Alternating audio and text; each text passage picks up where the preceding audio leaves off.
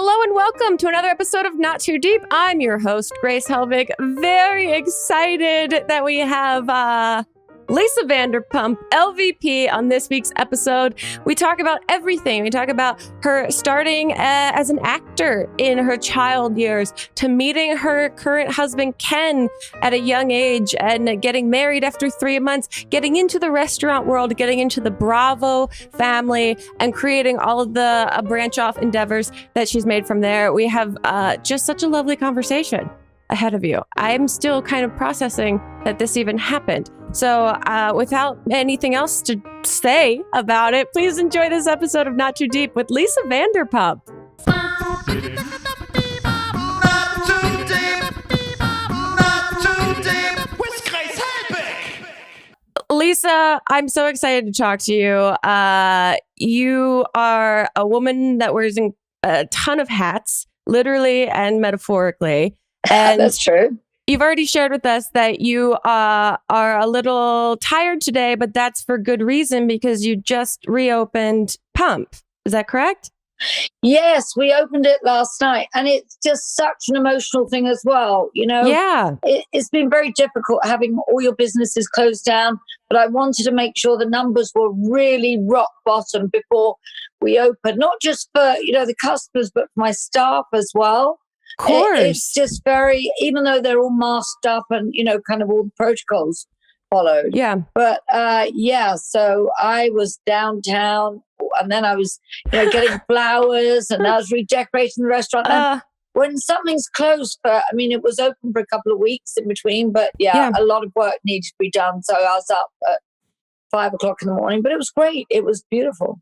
Well, I feel like it's not only are you reconnecting with your staff who probably feel like your family that you haven't seen in so long, but the restaurant itself is like this home that you haven't been to for so long. So it must just be so many feelings all at once. It very much is that, it is also visually such a beautiful restaurant, Pump. Well, I think they all are. Yeah. But, it felt actually quite emotional to go back and just to see what people have been through as well. It's been pretty difficult, I have to say. I mean, I think the restaurant business been hit as hard as any.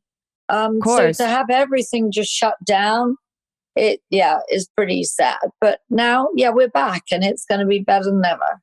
I'm sure you have a much deeper appreciation just by default of being able to reopen again. I'm curious about your start in the restaurant business.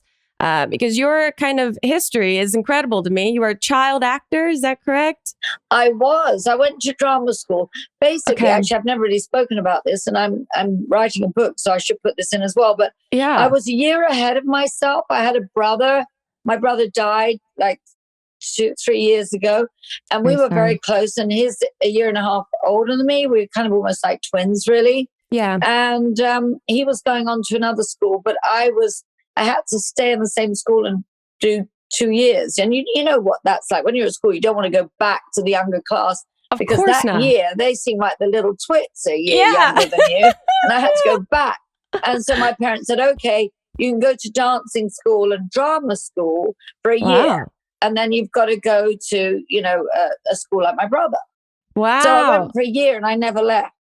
And, why would you? If you go from regular school to a dance and drama school, which just sounds like playtime all the time. It was so much fun. It was a small school, like about, mind you would never have thought I went to dance school if you'd seen me on Dancing with the Stars. But you manifested it at a very young age. Yeah, I peaked early. Yeah.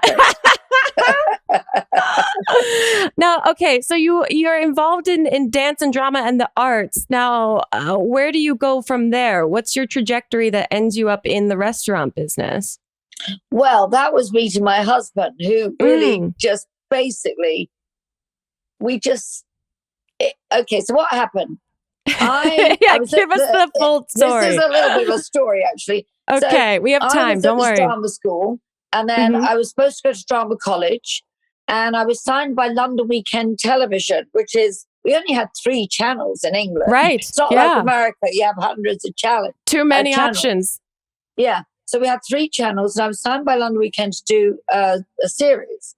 Yeah. So I kind of left school and signed with them for a year. Wow. And then I just didn't want to kind of go back to school. So I just started working as a young actress. And I worked a lot and did a lot of commercials. Okay. I've always had a strong work ethic.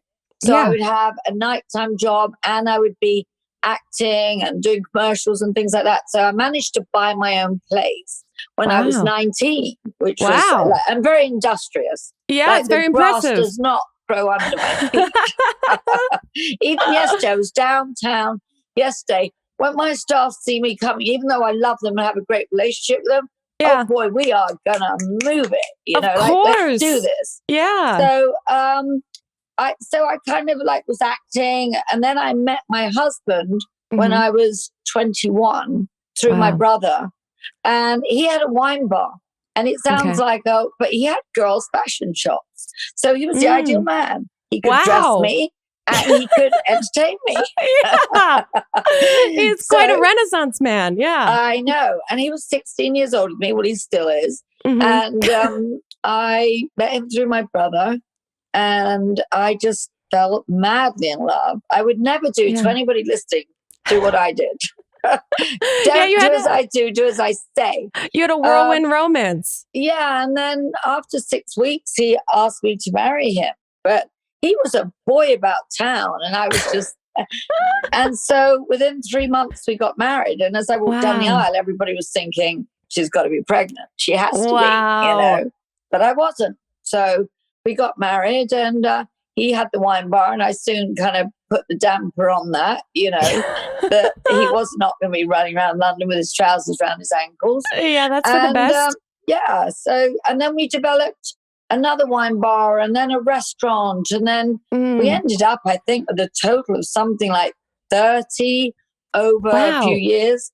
We bought them, developed them. We sold out to a public company once, and then second time was, and then we've done so many different things. Property. Well, I'm curious if there was a conscious choice to work with your husband, because that is a very, a big decision to make. Or was that kind of natural? Were you so connected that it just made more sense to be working together rather than... everything we do, I'm very aesthetic. I didn't know anything about wine bars, but I knew, sorry, my dog's barking. No, that's great. I've got one at my feet and one running around there. Of course. Actually, normally this one likes to shag me when I do my podcast. And but I'm upstairs in the chair. He normally likes to get a little humping action on my podcast. If anybody's seen it, because he likes to kind of dominate, Yeah, but and he gets very into on the podcasts. Chair, so he's on the floor, a little demoralized. No, it's just we had just an incredible relationship, Ken and I. Yeah, I wouldn't really advise it for everybody to work together because you've got to really be on the same plane. And I don't think you have to necessarily be like that to have a good relationship. But for us working together, we just, occasionally I put my foot down. Yeah. I have my little size 7 and I stamp it and I say, I'm immovable on this, and when I really want something design wise. So I was always designing everything. If it stood still, I would decorate it, Yeah. I mean, it feels like both of you have a tremendous amount of respect for each other at the end of the day. We do talk to, and I saw, with my parents, I saw them kind of bicker a lot. Yeah. And you know how you learn some things, you either perpetuate it or you nip it in the bud. So I never wanted that. So I will stop it right there. If he ever speaks to me badly, I'm like, okay, you need to stop right there because I won't even listen. I won't even engage. And I would suggest doing that, That's for the best. So at what point did you guys move to Los Angeles? Well, gosh, nobody asked me this. This is so funny. In London, we knew so many incredible people. Right. I feel now, having been raised with, there was a lot of things I didn't like about the way I was raised, which I've tried to change. As I grew up, I didn't ever want my kids to hear bickering and things like that. Yeah. But one of the things my parents gave me was a very open mind in terms of I grew up without any prejudice of any kind. So to have a father that was an artist and a creative director, you know, we had friends from all walks of life. It was all diversities. Nobody was judged like that. So that was kind of an amazing upbringing, really, to understand now, you know, really how important that is to educate your children. Right. Whereas it seems to have gone awry in so many families. And my kids have always been brought up like that and gone to international schools. And, you know, we've had a very wide, diverse, I don't just mean in color and, you know, this, I'm talking about everything, age, sexual orientation, you know, so I think, it was an unusual upbringing I had, but I did learn a lot from my parents. But I've definitely changed. So what was the question? I'm kind of like going on. I was asking when you moved to Los Angeles, but I appreciate that whole. No, that's beautiful because I think that all plays into like coming to the United States. We had this incredibly eclectic group of friends. A lot of them were musicians. So Roger Taylor of Queen and Freddie Mercury. This is bizarre. They had a house over here. Roger Taylor, and they were very, very good friends of ours. So said, go stay in my house in LA. So we'd just been working really hard. We'd sold a property. And with the money that we made, we bought 4 round the world tickets. Wow. Where you just jump on a plane and you hop from country to country. Wow. And and we did 3 months and we ended up in LA in Roger Taylor's house. Wow. And we came to LA and I thought, I love this so much. I love it. And so we stayed here for a while. And then we went back and we decided to move to LA just to give it a shot. Wow. That is a Mad Libs story that you just told. That feels like you just filled in the most random things possible. I know. And then we had a nanny with Pandora, even though we were very hands-on parents having nighttime business. You already had Pandora at this time. Yeah. Pandora. I had Pandora when I was 25. Wow. Yeah. I mean, okay, well then let's fast forward a little bit. First of all, I do want to know what was the deciding factor for you to sign up for Housewives? Like, how did this come into your world? Well, that's a good question, actually. A very good friend of mine still is a news reporter, journalist, Robert Kovacic. He's on Channel 4. Okay. And he actually drove me there, but they'd approached me 2 or 3 times. Wow. And I thought, not sure about it. And Jennifer Stallone, she said to me, come on, you've got to watch this, New York Housewives. So I watched it. I remember sitting on her and Sly's bed watching New York Housewives. She said, you've got to do this. They want... In fact, I never asked her why she wouldn't do it. She was just like, you've got to do this. In hindsight, maybe that should have been a question. I know. So we were watching it and they were all fighting. I said, I'm so not, that person. I'm like, we hardly ever argue or... Right. So I said, no, I can't do it. But then I was driven over there by Robert Kovacic. We have him to blame. And he said, go on, go in there. And they said, they give you a form to fill in. Wow. And they said, I literally put my tick through it, didn't answer any questions. It was like sex, like male or female, like a medical thing. And form. I was like, yes, please. I was just like, I didn't care. And I remember one of the first questions, I was sitting there and they said, okay, we want to hear about your sex life. I mean, that was one of the first questions? One of the questions in the interview. And I said, what, do you want to hear about it with my husband or with everybody else? Right? I didn't care. I was just, and then they said, okay, we want to come to your house and we want to do an interview there. Okay. And then it was put on hold for ages. And I wasn't really sure I wanted to do it. Yeah. And then when it was put on hold, it's like taking away something that then I really wanted to do it. And then it kicked off. And after the first season, I said, well, that was really great, but I think that's enough for me, because I remember the first argument with Kyle and Camille. Yeah. I'd never seen anything like it. Yeah. I was kind of astounded. Especially when you've already like pride yourself on becoming a non-confrontational person your whole life. Right. And so they had this massive argument, Camille and the whole thing with Kim. I just thought, I'm not sure about this, Right. And I had a lot of popularity in the first season. Yeah. And so somebody else was saying, hey, do you want to do this? So I just said to Housewives, I'm not sure about this, maybe carrying on. And they were like, no, come on, you're coming back. As I thought about it. And so I went back. Yeah. And then I stayed for 9 years. And then I had Vanderpump Rules in the second season. Right. I mean, you've done what it seems like you always do, which is you've made your entrepreneurial self couldn't help but start creating other businesses within the Bravo family. Yeah. So I look for good opportunities. I remember Andy said, well, if you want to go and do another show, he said, we could do another show with you. And I met with him and I said, like what? He said, about your business. And I said, oh, okay. So I thought about it and I thought Sir would be very interesting because they had such a kind of great energy group of friends. And then we created Vanderpump Rules. Yeah. What was the, because I've worked in restaurants and so many of my friends have, and we love Vanderpump Rules because it's very familiar to our experience starting out. I'm curious, was that an easy decision to put that kind of world on television, or did you have to weigh the pros and cons of it? Well, we'd been approached to a reality show before.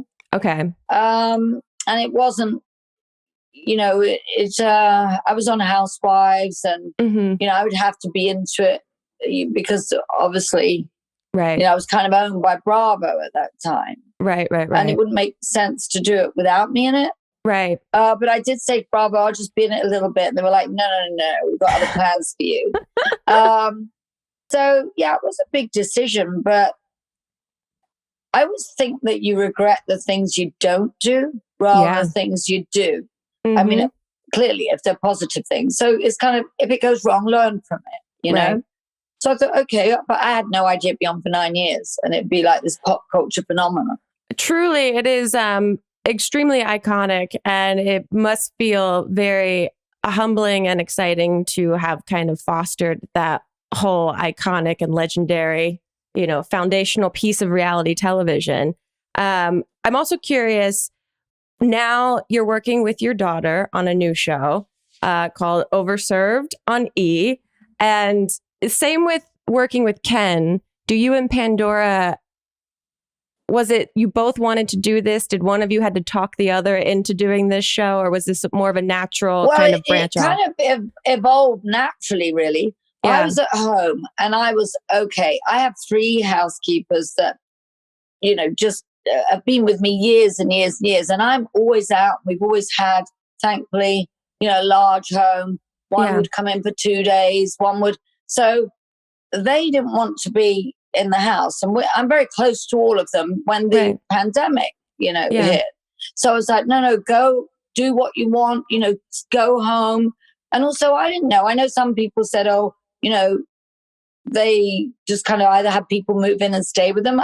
I said, go home, do whatever, you feel is best for you, Yeah. And after about, I was basically coming from the place of, I am going to do everything. I'm not going to let our standards drop. I'm going to keep this house perfect. I didn't even know how to really use the tumble dryer. There was smoke coming out of the laundry room because I'd left home at 18 and used to drop my stuff off at the laundry, when I was 18. Yep. As I say, I bought my own place when I was very young. I was very industrious and, I never had any help from my parents or anything. Right. I didn't really know how to do laundry, and suddenly there's smoke coming out of the dryer, and suddenly I realized there's a filter. So I was kind of like really taking charge of the home. I love cooking. I love decorating. Pandora and Jason were in quarantine with us. They live literally 100 yards from us. Wow. And my son didn't want to be in his apartment, so he went off to Idaho and he was working with autistic children. He normally works in the restaurant. Yeah. And I'm very close to him, but he said, I want to be in the mountains. And he got this job, which he loved. He stayed there for months. Wow. And I thought, well, okay, when they said, if we gave you a camera, what kind of show would you do? And I thought, well, maybe it would be about cooking and entertaining and Pandora. And I love that. Right. And then they said, what about having guests over? I'm like, we haven't seen anybody for 9 months. Yeah. How are we going to do that? They said, we'll test every day, stringent rules, 6 foot apart. So I was like, okay, let's do it. So it kind of evolved. Amazing. Obviously, I produced it. And then we really talked about it and thought we just wanted to have people with an incredible sense of humor that would come to play and have a good time. So we did all the cooking and all the setting it up. And I went to every cupboard and we just had a blast. Oh, my God. Like the first episode, Vivica Fox, it was amazing. Lance Bass. I just had Trixie Mattel, Iggy Azalea. Just so many incredible people. I mean, and I could literally, and so many people wanted to come out and play because they've been locked up. Yeah. So it was, I could look at like Jaleel White, I could say, can I meet this person? Can we approach them, see if they want to come for dinner? Yeah. And we played games and we just had such a good time. And I think you really get that feeling on the show. It really is a blast, but it's also very beautiful. It's incredibly aesthetic. So it's not just a talk show of people having a great time and games and things. It's also, you will stop and say, go back, I want to see that. And we're very creative when it comes to setting up dinner parties. That's awesome. And that's now on E for people to watch. And also, I think it's probably helpful for people to watch it and kind of get a little practice vicariously with socializing so that when everyone can get back out again. Example, but thank you. That maybe it's the what not to do situation. Yeah. No, I think it's what to do. Okay. I think it basically is what to do and have a bloody good time doing it. There you go. We're going to take one quick break. When we get back, I have a couple more questions for you. So we'll be right back with more Not Too Deep. Not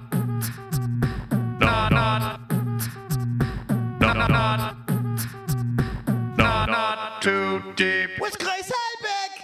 Hi, friends. Grace Helbig here from the podcast Not Too Deep, which you are currently listening to, hosted by me, Grace Helbig. Just wanted to say a couple of things. One, thank you so much for listening. And two, if you are enjoying yourself to such a degree that you'd love to leave us a review on the Apple Store, that would be so appreciated, because again, you are very appreciated for giving us your time, your ears, your attention, whatever it may be. And that was my couple of things. Now back to me.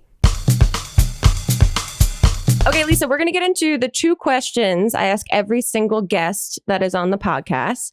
And the first is, who, alive or dead, would you most like to throw cold spaghetti at? Cold spaghetti? Yes. Oh. Yeah. And this is something where just to make it a little easier for you. Well, could I just have a group of people? Of course you could. Could I throw like a platter of cold spaghetti at some Housewives? Yes, of course you could. And you don't have to name names, but we could fill in the blanks for ourselves. Yeah, I think watch the last season and I think you got the picture. Truly, that would be a beautiful slow-mo promo for whatever season it would be on. Oh, wouldn't that be great? The opening titles, me coming back, and your tagline, and that's in the background. I would love it. Okay, the other question I ask every single guest that's on the podcast is to tell us your worst pants shitting story, or like a bath shitting, or bath. Yeah, like if you shit your pants, or a bathroom close call situation. However, hear me out. You can only use 3 words or 3 kind of small phrases to describe the event. So, for example, mine is college, jogging, front lawn. Exactly. Oh. Ooh. Yeah. Okay. It can be any sort of bathroom emergency situation. Well, I think it didn't happen, but I would say three words, and I guarantee it will happen to anybody that does this, is dancing with, well, 4 words, the stars. I would As you believe stand that. there in the wings thinking, what am I thinking? What am I thinking? I got to go. I've got to be right back. You run to the bathroom and you come again. Oh my God, terrifying. Well, I'm curious what, your takeaway from that whole experience was, because it is, you are on a lot of reality television. So you're putting yourself out there, being vulnerable and transparent, but signing up to do choreographed dance that gets judged every week is a totally different genre. I'm so curious, like, what was that experience like? Oh, well, I was lucky because I had Gleb Savchenko. Yeah. And I was really close to him, and he's really easy on the eyes. He's really sweet, really kind.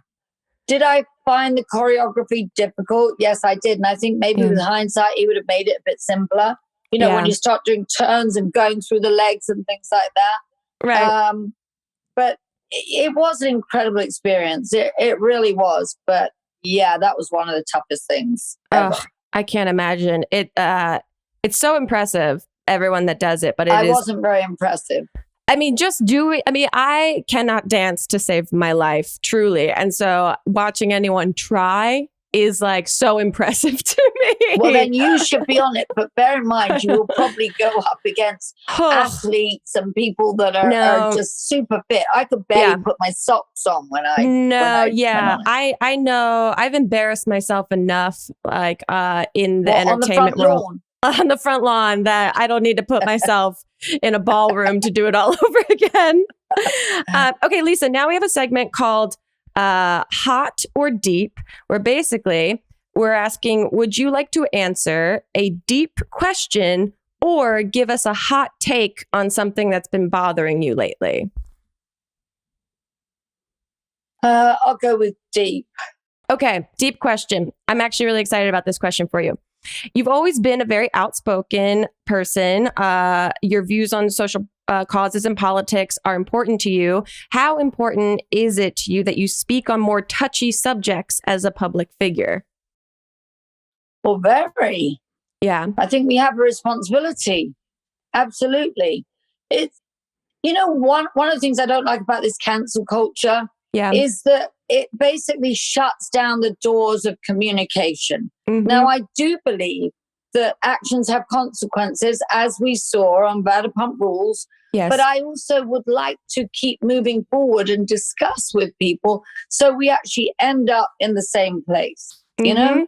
Yeah. So, because you've always been... This world has become very contentious. We saw what just happened with the Asian women murdered. I mean, it's got to be something that we all collectively work together, but not just now, but how you raise your children. Yeah. My children were raised at international schools, and I'm not saying everybody can be, part of that situation, but to really be inclusive. And I'm not just talking about the Black community. I'm talking about sexual orientation. I'm talking about every community. Yeah. It's not, the conversation is bigger than the one we're having. It's about inclusive in so many other aspects. Yeah. And I abhor bullying. And I felt that, at some point in my life, I was bullied, and, it's okay to walk away from that. Yeah. And I think too, the core of what you're saying is just the willingness to learn and the willingness to have a conversation, to be able to be part of a conversation, to understand that a conversation is necessary and that education is necessary, and just like a general broader awareness and acceptance, I think. Totally. Absolutely. As we move forward for the next generation, it's very important. Yeah. I think it's always very beautiful that you've always been a very outspoken housewife and entrepreneur, because I can see how that area of reality TV might feel pigeonholed to not express your beliefs about things because people might not take you seriously, or they might put you in a box in some way. What I find frustrating is, of course, everybody knows I'm a big dog advocate and we've saved thousands of dogs and that. But I've also been a big LGBTQ advocate, had Ally of the Year awards for me. But it's not just about being an advocate for the gay community. It's about kindness and compassion. I also work with the homeless. There's a huge homeless problem here in California. So many people gravitate to California, because of the weather and it's a gentler climate and stuff. But I've worked with the homeless for 12 years, and there are just so many things. I can't do everything. I work with suicide prevention, being the advocate, being the ambassador for Trevor Project. My brother, committed suicide 3 years ago. I never thought that it would touch my life ever. Yeah.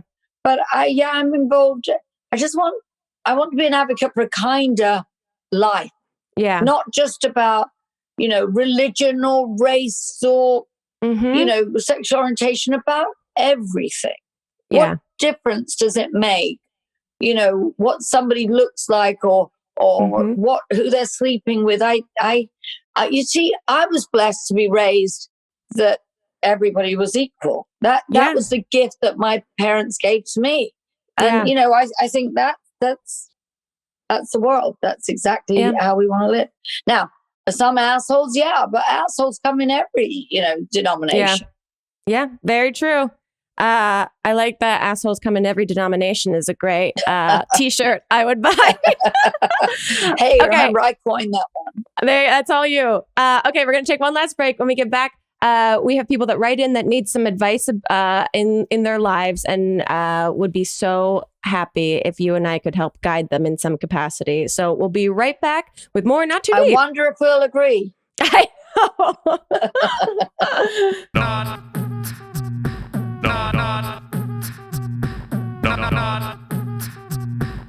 Not too deep with Grace Helbig. Okay, Lisa, we're back in. Now, people write into us that need advice about life or things that they're going through. So I thought this question, as a entrepreneur and someone that is very well versed in hiring people for different functions, you might be able to give some advice here. Nadine says, I love the show. My question, I've applied for a promotion with a nonprofit organization that I work for 3 times now. Every time has been a great interview, but they have chosen other candidates. This time I followed up after reformatting my resume and getting a letter of support from 10 colleagues. HR responded with the attached email that basically says they already hired someone else and apologized for responding in an untimely manner. When you hire someone, what are you looking for? Oh, you know what? I talk about this in the book that I'm writing. A lot of people, think, it's about your college education. I didn't go to college, and I feel I'm capable of doing anything. Yeah. I look for that passion in life. Is it the educated or is it the scrapper?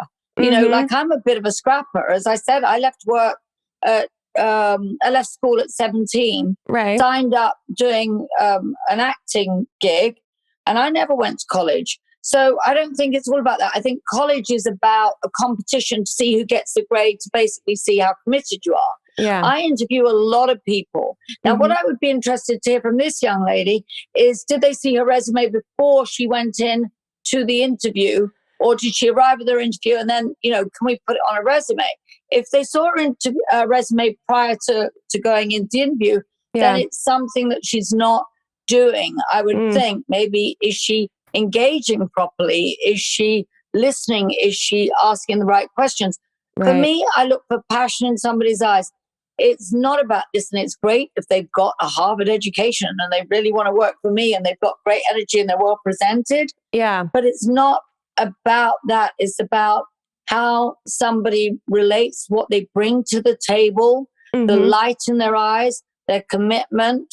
It's not even about somebody putting so much emphasis on what they wear, or I don't care if somebody walks in with a clean pair of sneakers and a white t-shirt and a pair of jeans. Yeah. That, as long as they're respectfully dressed. Sure. It's about the energy.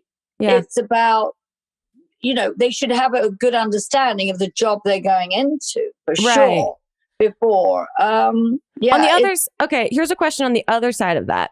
At what point in your personal opinion, do you think it's time to leave a job or leave a work venture that isn't necessarily giving you, like, this girl hasn't gotten this promotion? Like, is it possibly time for her to shift her focus and move to a different job or a different area of interest? Like, where do you find?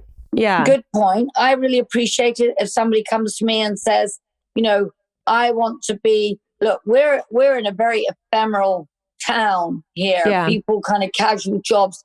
You don't really think most people that work for me, they do not want to do it as a career. It might end up being a career, but they're looking for something else. I have a lot of young actors, models, that are just kind of biding their time and paying their bills. Right. So, but I think you should actually, reach out and say, I want to go further in this company and really, understand what the potential is. If somebody kind of keeps pushing you off, then maybe they've never got, and say, what do you need in this company for me to go up the ladder? Because that's where I want to be. But take charge of your own destiny. Don't sit there, and think, oh, well, I'll wait for it to happen. If you've been there a year and you feel that you're really, kind of giving something very positive to the company, go and ask, go and talk, Yeah. Do you appreciate when an employee or a member of staff comes and talks fairly bluntly to you about the... Are we talking about like on Vanderpump Rules? No. Well, I mean, yeah. I mean, if someone were to come to you and say, maybe like a star employee or something, that they're, like what you just said, that they're concerned about their, future in the company and they don't know if this is going to waste their time anymore if they put more time in. Okay, let's say somebody comes to me and says, I want to be in management. Right. As I say, most people work with me. I'm a stepping stone to what they really want to do, because this whole town is based on this industry and people are just trying to pay their bills. And I get that. But some of my managers, that's what they want to do. Yeah. See, to me, half the battle is actually having somebody committed and wanting to do something.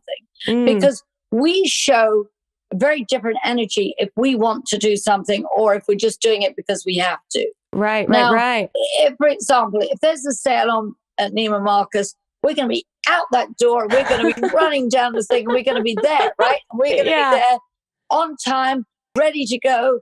Yes. If we've got to go and pick up something at Walgreens, we're going to be like, oh, shit, I've got to go down and do that. So if somebody wants to be promoted and they want to do that, then that is going to drive them. That's why it's very important. If you're filling in, and you're just kind of working, because find a job you want to do, and then you will never work a day in your life. I got up at 5 o'clock yesterday. I was opening Pump last night, and I was downtown, where I love, as you said, I love the whole eclectic, feeling. I'm downtown, 6 o'clock in the morning. I'm in the flower market. I'm doing this. I'm doing that. I like doing it. And then I come back and I put my restaurant together and I like doing it. That's not work for me, even though I hardly have a voice today, because, I like doing that. I like writing. I've been the editor of a magazine. I'm writing my second book. I enjoy that. I like writing my blogs. So find a job you are passionate about. I really, really think that motivates you, That's great advice. It's seemingly simple, but it's so overlooked a lot of times, I think. I think so. Great. Like I taught at the children's school for 3 years when we lived in France. And I love children. I probably should have had more. I had Pandora. I adopted Max. I probably should have had another one and adopted another one. But we got so busy with nighttime business and things. Yeah. But I loved, teaching. Yeah. So I used to kind of, I used to really have this passion for teaching musical theatre, because it's so much not about the singing, not about the dancing, but it's about the confidence. Yeah. Young people need to stop doubting themselves. My book, I'm writing and I haven't finished it, and I need to before I kind of get distracted with the restaurant business and things, is a book that I wish I'd read when I was younger. We are so much better than we believe. Yeah. And when it comes down to, the what's going on in this world and this cancel culture, let's not cancel everybody. Mm-hmm. Let's have the discussion. Let's learn from it. And if you're still an asshole, get the fuck out of here. Well, on that note, I think that's a perfect way to wrap up this podcast. That was beautiful advice. Thank you, Lisa. It was quite eloquent to then, wasn't it? No, it was. I hope that you transcribe exactly what you just said and put it in the book. I thought it was wonderful and powerful. Before you go, we like to give our guests a little personalized horoscope from us to you as a little gift for making time for us. And I think Melissa put it in the chat for you. But if you're unable to access the chat, let me know and I can always read it to you. Let me have where is it? It's in the chat on the Zoom box. That sounds very technically challenging now. I know. If you want, I can read it out loud for you. Yeah, go on, read it out loud. Okay. But it's very personal, is it? Because I always believe that with horoscopes being 1/12 of the population is going to be happy today, is kind of, if it's broad strokes, I'm not a believer, but if it's personal, I'm in. This is a bit personal. So here we go. Dear Virgo, maiden of the stars, the first half of March may have left you feeling drained and overworked. Therefore, it's a great time to lean on someone else for support. But be careful how heavy you lean because Ken might think it's finally that special time of the year to get saucy. Oh, good Lord. Yeah, that time. Yeah, no, that's coming up in July. Remember, it's birthdays? Oh, yeah, and it was Christmas. Right. Okay, so you still have a few months before you get there. Yeah, thank God. Wish me luck. Lisa, this has been so fun. Thank you so much for making time, especially after a busy reopening of Pump. Where can people that are listening and watching find you? Where can they listen to your podcast or see anything that you're up to? Listen to my podcast. Yeah. You should listen to my podcast. It's, you can download it on YouTube. It's actually been something that's really been, for me, very positive through COVID, because I like talking to people. I could actually talk the hind legs off a donkey. I actually could. So, one of the first things I had to learn in my podcast is to shut up. Really? Well, it must feel nice because you've been on reality TV where you're edited, and it must be nice to be unedited in the way that you have conversations with people. Oh, yeah. And also another thing, what I liked about Overserved and what I liked about my podcast is that I got to choose who I interact with. Oh, so that's suddenly, great. like, I've got Vivica Fox walking down my driveway looking like a goddess, or I've got Iggy Azalea. Amazing. Or I've got Trixie Mattel shaking her butt. I mean, I had 25 fantastic people. Jim Jeffries, he was hilarious. So fun. I just had so much fun doing it. And on my podcast, I'll say, oh, could we have this guy, like this amazing footballer, like Logan Ryan I had, it was into dog charity. Wow. I just had so many people. And I think that's what life's about. Yeah. When we say it's about diversity it's about the broad strokes and the palette of a beautiful world that you should really explore. To me, it breaks my heart when I see this crime, this Asian crime. It's it's a very sad world where we all need to come together and realize that we've got a lot to learn from each other. Exactly. A lot to learn from each other. Exactly. So maybe COVID, I'm hoping, when I see that on the news today, it's devastating. Yeah. But COVID, I hope, has made us a kinder generation. I hope so too. And we'll soon find out. But I think you're doing some really great work to bring people together, to have conversations and to just have a good time. I know I did. Lisa, thank you so much for being here. I really appreciate it. Everyone go follow Lisa on all social media. Go listen to the podcast. Go watch Overserved. She's got so many things going on. It's hard to keep up, but we'll try our best. And we'll see you guys next time on another episode of Not Too Deep. Goodbye. Too deep, too deep, too deep. Not Too Deep with Grace Helbig. Not Too Deep is a production of Grace Helbig Incorporated, producer Melissa D. Montz, edited by Shireen Lani Yunus, post-production sound by Chris Henry, and an extra special thanks to Flula for the theme music.